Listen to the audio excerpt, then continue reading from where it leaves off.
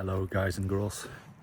Just walking outside because I had a very intense workout and I wanted to share some experiences about my second spiritual festival here in the Netherlands. And it was an amazing festival. It was not a festival as you can think of because there was no alcohol involved. There were no parties per se, but it was all about making workshops and following other people's workshops. So most of the workshops, they were in the sense of self-development, spirituality, meditation, breath work, but also somatic exercises, a lot of things that I didn't knew about, and I learned a lot.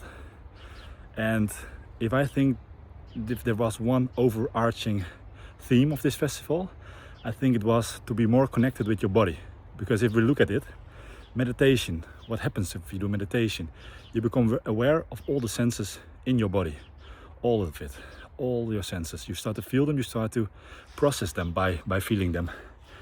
And I think also the ecstatic dances that we did. Ecstatic dance is where you dance without also any alcohol or drugs, and you do a very erratic movement. You start jumping, you dance as most as you can without thinking what other people are thinking of you. Everybody's dancing like crazy.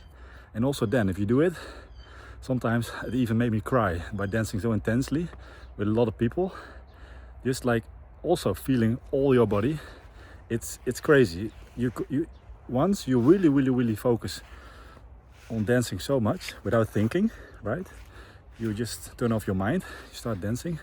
Also then you really start to feel in your body. You start really to connect with your own physical body. And that was part of the festival. And another part of the festival, I think, was really connecting to people deeply. So if you ask somebody there, how are you feeling? How are you doing? How was your day? It was not like, yeah, good. How was yours? No. It really, the festival, the people around you really forced you to like look deep insidely. What am I actually feeling? And to be totally open and vulnerable. Because I think that's what's being cherished among the people. To be daring to show your real emotions. Like, okay, today I feel a bit like empty, or today I felt a bit anxious because of all the new people that are here. And and people, they can hold space for you. So if there's something in your life, something that you're dealing with, something that you're struggling with, it was a very open, warm experience. By just sharing those things, it was also like a very normalized thing there, just sharing really what you feel, all your deep things that are inside of you, if you want, of course, with the people next to you. Like most people, they were very open, very listening, not like unwanted advice, but more listening, giving an open space to connect. Of course, also a part of this festival were the man circles for men and the other circles for other people, like females, etc. And in those circles, it was really nice, to discuss certain things like what is masculinity and what is it to be a man, and to share the struggles that we men are facing. Because I think on average, men are a bit less open about what they experience and how they're feeling.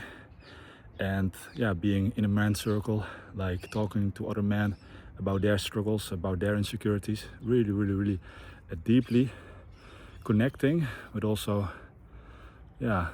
connecting experience, like what is it to be a man and what are we feeling, as a man. Like it just feels super good to discuss those things in such a warm, opening, friendly, welcome group.